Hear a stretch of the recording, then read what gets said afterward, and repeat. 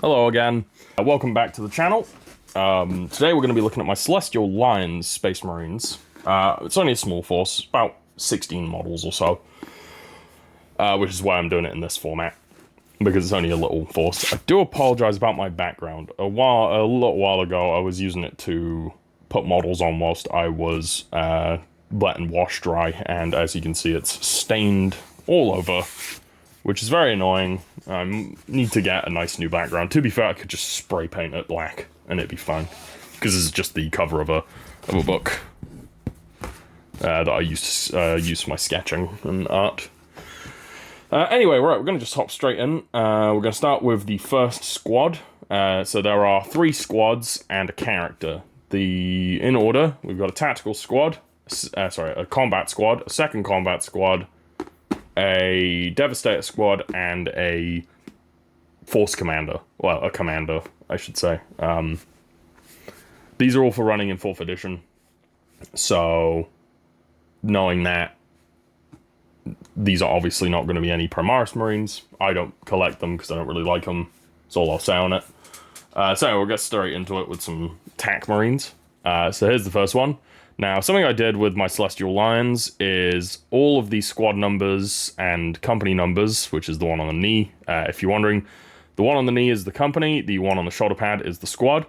But all the squad numbers and company numbers I randomized with dice when I made the force, because I wanted these guys to feel like the survivors of the Mannerheim Gap, which is, for those who don't know, the Celestial Lions basically slaughtered to a man by orcs and fought alongside the Black Templars to recover their honor in a battle called the Battle of the Mannerheim Gap, which basically saw the chapter reduced to something like 30 battle brothers or so. Pretty brutal stuff. But so each squad member is randomized markings to show that, like, randomized numbers and stuff to show that they were pulled from the remnants of the different companies. Yeah, we're starting with just the Bolter Marines in the first squad. So here's another Bolter boy. This one's in full Mark 6 with some 3D printed bits, because the kind of like Arbitrator Ian does, he does his bits box armies, where he just kind of makes a load of models out of scrap parts or extra bits. That's what this was. It was a bits box army, so that's why there's only 15 models, because I had 15 models worth of dudes and no tanks, which, to be fair, fits the lore of the Mannerheim Gap, because they didn't have any tanks left when they went in the second time. They had like a Rhino and a Land Raider, I think, is what's referenced as having been there in the book. So it's like, they didn't really have much. Here's the squad sergeant of the first squad. He has this, probably one of the only Primaris parts in my entire collection of Space Marines, this arm, because I liked it with the knife hand, and I just was like, yep, that works for a squad sergeant. And a mate of mine had bought some Primaris Marines, and he gave me all his extra bits, because they're always useful. So I used this arm, because it's kind of nice squad sergeant-y arm with a knife. I think a younger me should have put a little bit more effort into some of these, but I mean, the main reason I made this army was to test gold, basically, and to test my gold painting methods and my blue painting methods. This is an older force. So here's the next squad, first member of the next squad. He's an unhelmeted Marine, because I didn't have a helmet. I didn't have an extra one lying around. So I just went with like a very Rogel Dawn kind of looking face on him. Hang on. There you go. I sort of went for the hair and stuff. The way I paint hair is I like to sort of layer up from dark to light with different just strokes to give it that sort of hair appearance. I don't really know how to describe it. It's just a hair appearance. But yeah, so this guy, another tactical Bolter Marine. And then here's the next Bolter boy. Lots of shooting poses, because I prefer my Marines to be sort of in action-y poses. I don't really mind these ones looking a little bit dirtier or a bit scuffed, because they're kind of meant to be in the thick of the shit, as I seem to say a lot on this channel so far. This one's using a bit of Heresy Mark III, the old Mark III with I think it's a Mark IV body? Yeah, it's Mark IV body.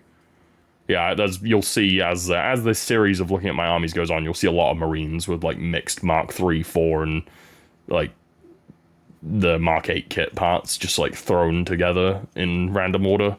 It's heavily inspired by the Bad Ab War artwork. I'll put some up on screen so you can see what I mean, where it's like they've got mixed armor marks.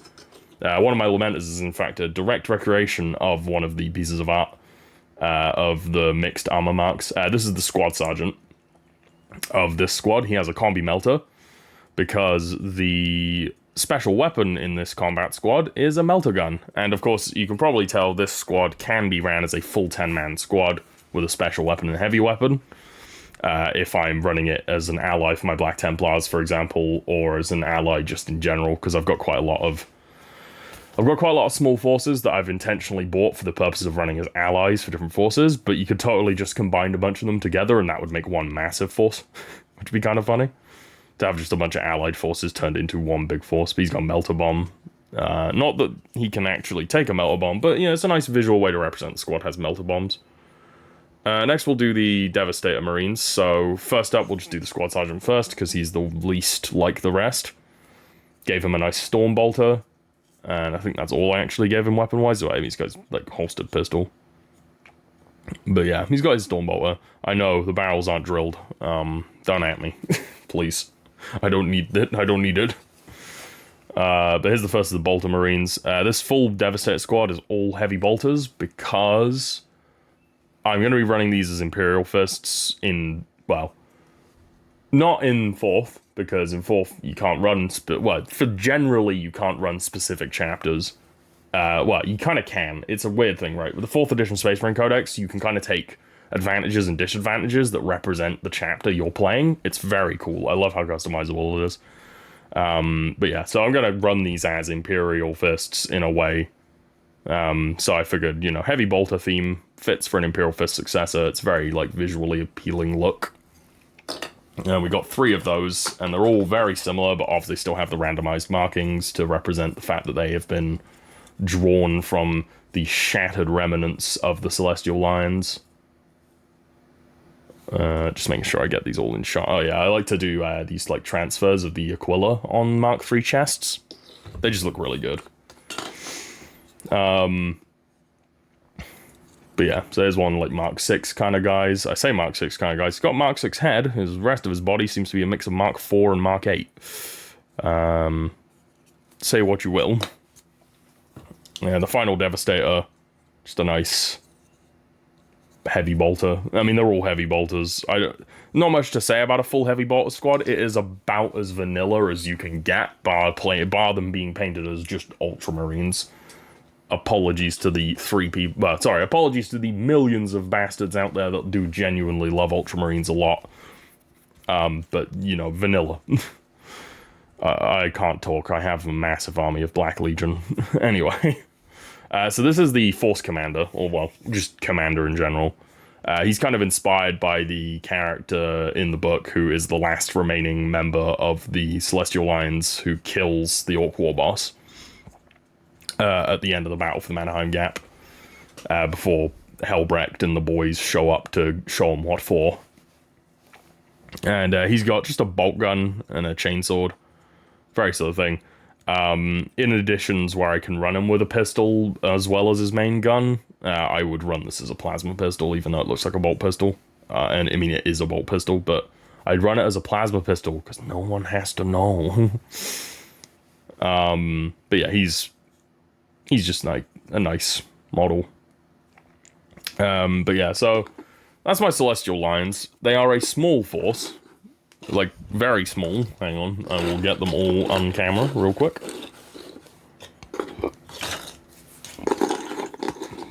But yes, they're a quite small force. But at the same time, they're not really meant to be a full-fledged army. They're more meant to be a nice bit of visual spice for armies I want to add some Space Marine allies to, because I like to play big narrative games. So yes, I'm playing 4th edition where allies being taken in legitimate lists is not really a thing, but, outside of assassins and certain armies, but generally I like to play very thematic narrative games. So take for example, I've got an Orc campaign going with a bunch of my mates at the moment, and in that campaign, currently, it's just the Imperial Guard on the planet with some inquisitorial assistance from the Ordo Xenos. So there's not much going on from an ally's perspective there. But as the campaign goes on, I do intend to get Space Marines involved to some degree, given the fact that the campaign is not going to go in the Imperium's favor, which was shown very heavily by the first game we played, where the Imperium lost violently. It was I was playing the Imperium in the first game. I was playing the Imperial Guard, and the Orcs curb stomped me. It was brutal. It was painful. I lost all of my penal legionnaires, which I was running as conscripts. All of them died to a man against the Orcs. It was brutal, and I lost 2 Leman Russ tanks in in just 2 turns, because the Orcs were shooting very well for once and getting pretty good penetration rolls on. Well, not penetration because you can't, but they were getting good good glancing hits and then rolling well on their damage table. It was pain.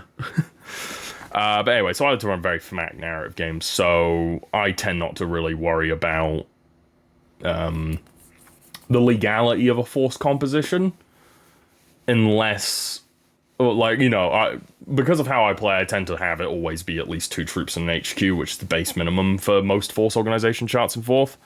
So almost all of my armies can somehow field 2 troops in an HQ. The exception currently being things like the Ultramarine Stranded War Veterans I showed off last time. They don't use that. They use like an assault one, or a breach attacker, I think it is, which gives you basically your elites become troops choices. It's very fun.